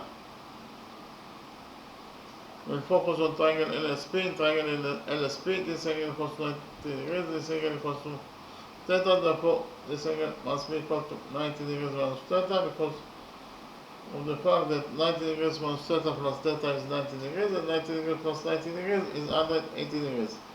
So if we focus on the right triangle NQS and MQP, this angle equals to theta, this angle equals to 90 degrees, therefore this angle must be equal to 90 degrees minus theta, exactly for the same reason that this angle equals to 90 degrees minus theta.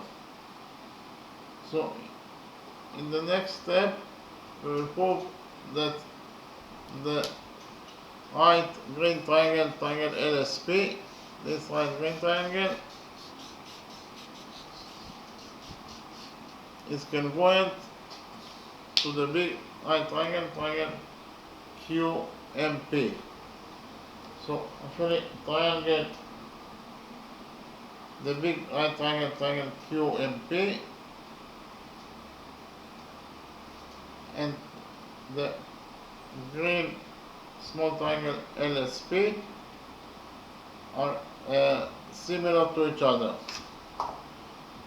So why those two triangles are similar to each other? First of all, those two angles are both equal to 90 degrees, therefore they are equal to each other. So here angle Q and P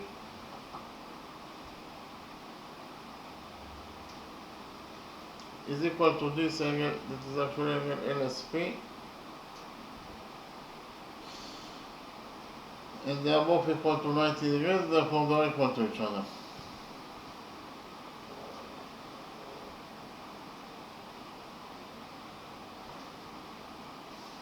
Here angle Q and P equals to angle LSP equals to 90 degrees.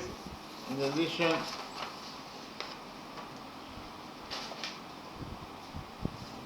those two angles are both equal to 90 degrees minus theta, therefore they are equal to each other. So this angle, that is actually angle MQP,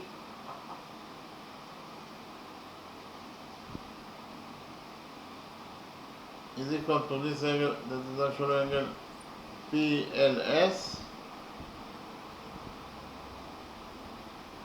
They are both equal to 90 degrees minus theta, therefore they are equal to each other. And repeat again. Angle MQP, the big right triangle, equals to angle PLS in the green small triangle. They are both equal to 90 degrees minus theta, therefore they are equal to each other. And finally, this angle theta is a common angle that belongs to both triangles, so this angle equals to itself. So here angle MPQ is equal to angle LPS, that is equal to theta.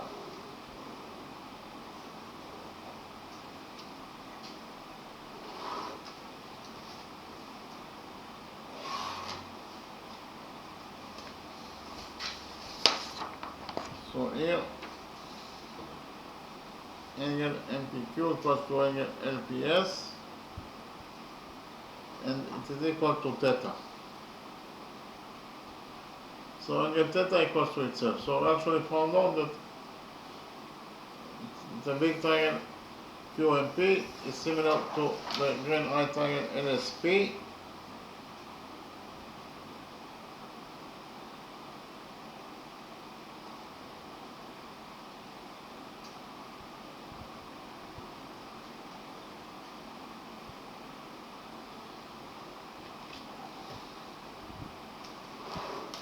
According to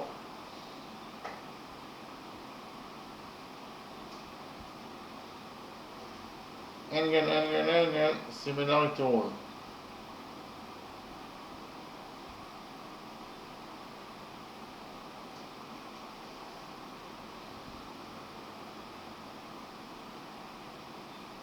And from the fact that those two triangles are similar to each other, we will derive that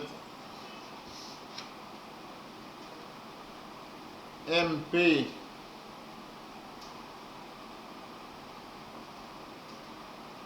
over SP is equal to QP over LP. Repeat again.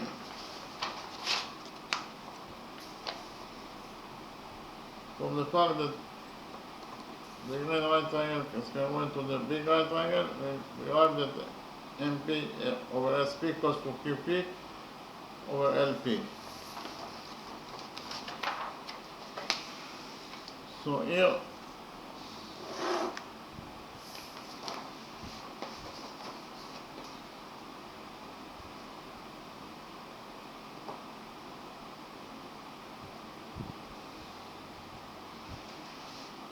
MP what is the value of MP? We know that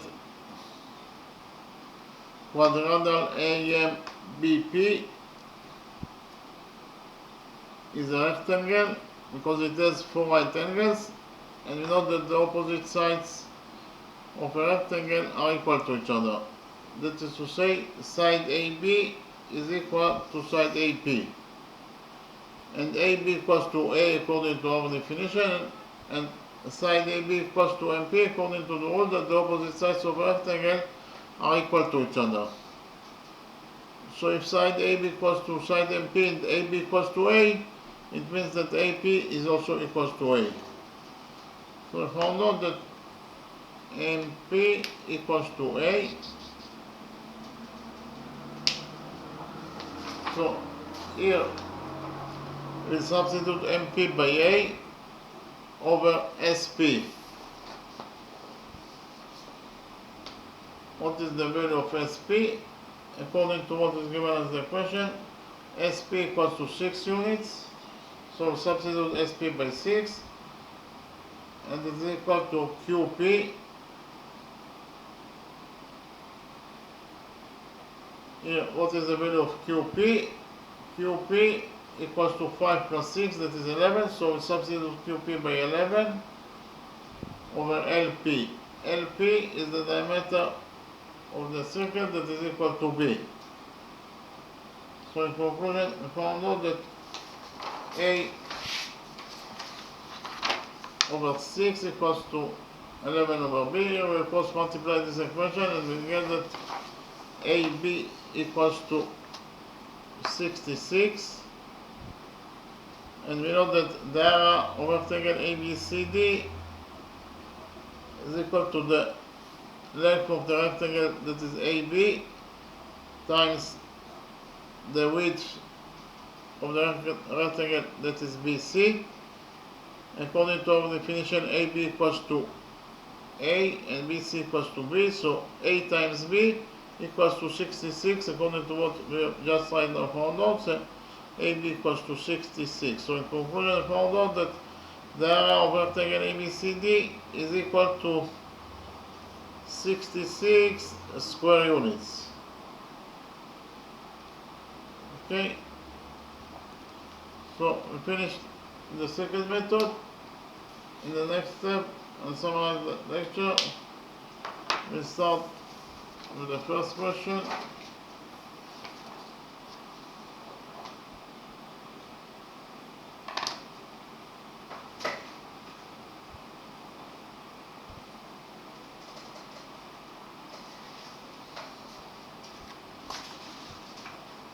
So in the drawing, we have triangle ABC.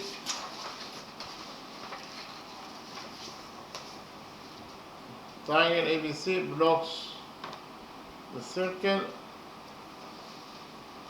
or the circle is inscribed by triangle ABC. Side BC equals to 2 units. This angle equals to 60 degrees. This angle equals to 75 degrees. And our mission is to find out the radius of the circle that is inscribed by triangle ABC. So, from point C we draw perpendicular on AB. So, this angle equals to 90 degrees and this angle equals to 90 degrees according to our construction. I copied the right triangle BDC in this page and we analyze triangle BDC. In triangle BDC,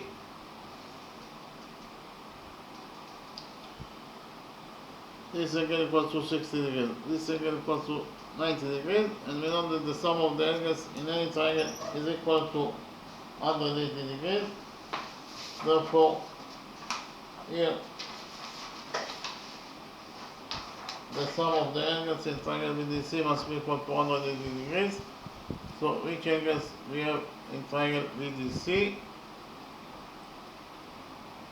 We have this angle that is equal to 60 degrees plus this angle that is equal to 90 degrees plus this missing angle that we defined as x. In total it must be equal to 180 degrees. 60 degrees plus 90 degrees is 150 degrees, so 150 degrees plus x must be equal to 180 degrees. Here we subtract 150 degrees from this equation, and we get that the missing angle x equals to 30 degrees. Because 180 degrees minus 150 degrees is 30 degrees. So this area equals to 30 degrees. We continue to focus on triangle BDC. In triangle BDC, the right triangle BDC, we know that sinus 30 degrees equals to BD over BC. Sinus 30 degrees equals to BD over BC.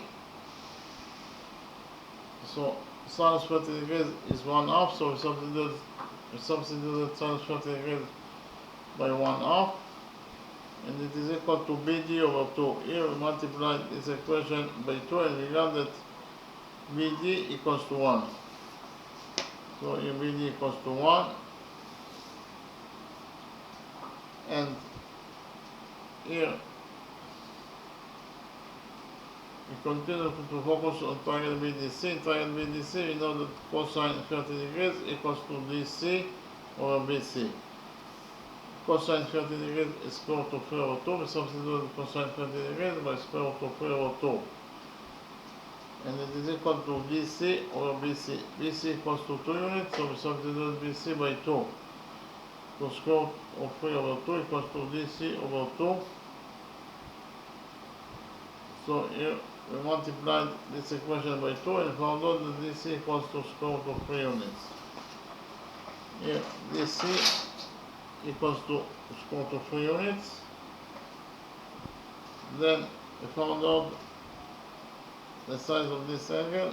This angle actually equals to the size of angle ACB, that is 75 degrees, minus the size of this angle, that is 30 degrees. So 75 degrees minus 30 degrees equals to 45 degrees. So this angle equals to 45 degrees. Then I copy the right triangle, triangle ADC, and analyze triangle ADC.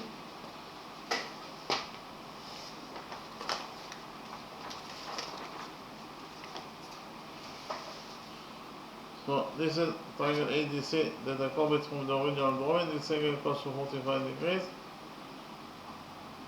Here, side DC equals to square root of 3 units. And this angle equals to 90 degrees according to our construction. We know that the sum of the angles in triangle ADC is equal to 180 degrees. So which angles we have in triangle ADC? We have this angle that is equal to 90 degrees, plus this angle that is equal to 45 degrees, plus this angle that is equal to x. In total, the sum of those three angles must be equal to 180 degrees.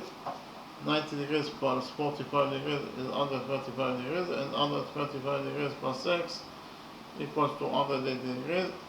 Here we subtracted 125 degrees from this equation, and we found out that the missing angle x equals to 180 degrees minus 135 degrees is 45 degrees. So this angle equals to 45 degrees. So we continue to focus on triangle ADC. In triangle ADC, we have those two angles, and they are both equal to 45 degrees, therefore they are equal to each other. And we have the rule that in front of equal angles in the triangle, they are equal sides. So in front of this angle, we have side DC, and in front of this angle, we have side AD. And according to the rule that I mentioned, those two sides that are located in front of equal angles must be equal to each other. So DC equals to AD, but we have already found out that DC equals to square root of 3 units. So from this equation, square root of 3 units equals to DC equals to AD, we derive that AC and that AD is also equals to square root of 3 units. Here AD also equals to square root of 3 units. Then I copied triangle ADC here and implemented the Pythagoras theorem in this triangle and this right triangle, triangle ADC. According to the Pythagoras theorem in triangle ADC, AC squared equals to AD squared plus DC squared. AC squared equals to AD squared. AD is square root of 3, so AD squared is square root of 3 squared, it is 3, plus DC squared. DC is square root of 3, so therefore DC squared is square root of 3 squared, it is also 3. So AC squared equals to 3 plus 3, that is 6. we took out of this equation and found out that AC equals to the square root of 6 units. Here AC equals to square root of 6 units, and so we found out the length sides of all the sides of triangle ABC, and we have a special formula for the area of a triangle that is described for the area of a circle. For the radius, we have a special formula for the radius of a circle that is described by a triangle. The radius will be equal to the area of the triangle that blocks the circle over the semi-perimeter of the circle. The semi-perimeter of the circle is the perimeter over 2. So the area of any triangle is the base times the height over 2. We choose the base of triangle ABC as AB. Here the base is AB and the height of the base is DC. So the base is AB, the height is DC. Therefore it is AB times DC over 2. AB is 1 plus square root of 3 units. DC is square root of 3 units. So here 1 plus square root of 3 units times square root of 3 units over 2 is the area of triangle ABC. Here we open the brackets here, and we got that square root of 3 plus 3 over 2 equals to the area of triangle ABC. Square root of 3 plus 3, square root of 3 is 1.732 plus 3 over 2 is the area of triangle ABC. 1.732 plus 3 is 4.732 over 2 is the area of triangle ABC. So here I found out that the area of triangle ABC equals to 2.366, and the semi-perimeter of triangle ABC is the perimeter over 2, that is to say equals to AB times plus AC plus BC over 2. AB is 1 plus square root of 3 units, AC is square root of 6 units, BC is 2, and found out that the area of triangle ABC is 3.59 square units. Actually, the semi-perimeter of triangle ABC is equal to 3.59 units, and we have already found out that the area of triangle ABC equal to 2.366 square units. So, in conclusion, we found out that the radius of the circle that is described by triangle ABC equals to the area of triangle ABC, that is 2.366 square units, over the semi-perimeter of triangle ABC, that is 3.59 units. And when we divided the two numbers by each other, we found out that the radius of the circle, that is the radius of this circle is described by triangle ABC, equals to 0.6589 units. We finished with the first method.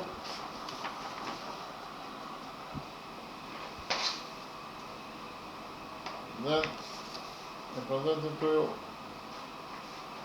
the second method.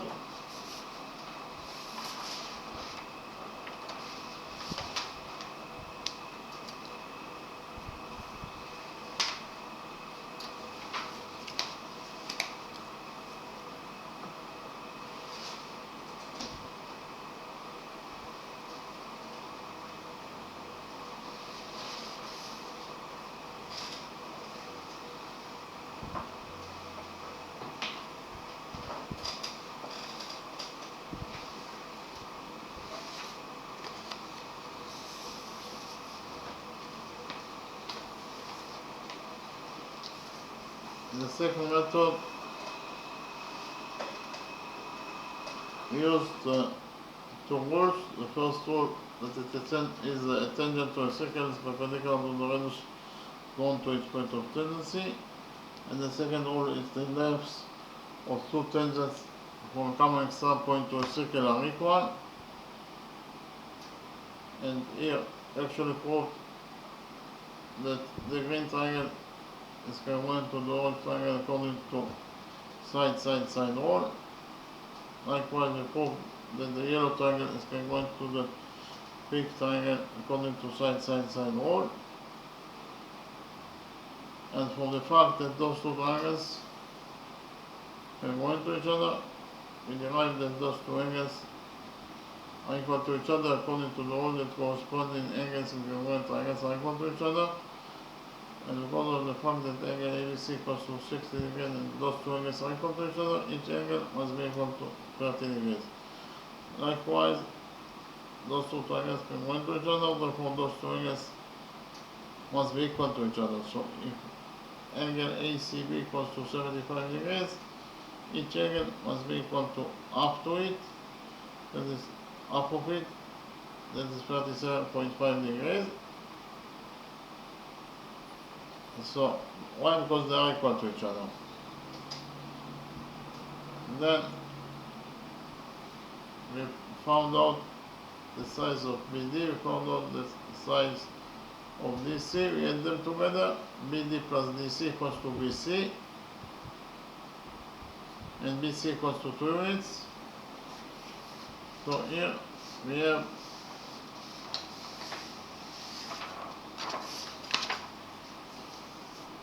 BC equals to BD plus DC. We've already found out that BD equals to R over times 30 degrees, DC equals to R over times 37.5 degrees. And we have only one variable that is missing, that is R, the radius that we are looking for.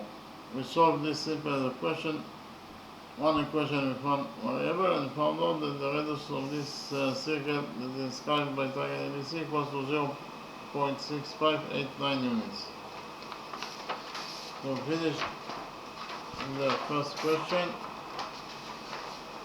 Then I presented to you the second question, and we solved the second question in two different methods.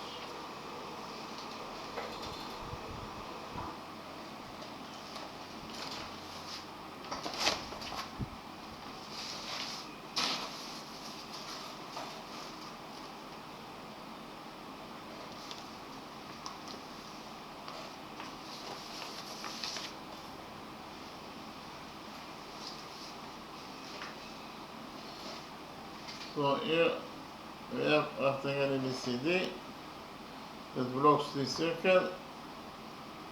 We know that PS equals to 6 units, core PS equals to 6 units is left, SQ equals to 5 units, and our mission is to find out the area of triangle ABCD. So here we used rule number 4 that states that whenever you draw perpendicular to any chord of a circle from the center of the circle, then the perpendicular bisect the chord, and we actually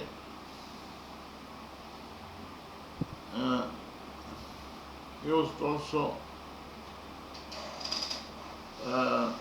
another rule that alternating angles between parallel lines are equal to each other, and we found out that the area of this triangle is 66 square units. Then in the second method,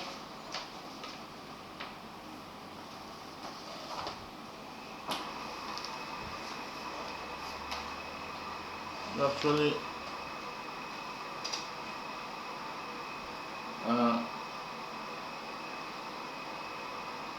prove that the big right triangle MQP is similar to the small green right triangle LSP.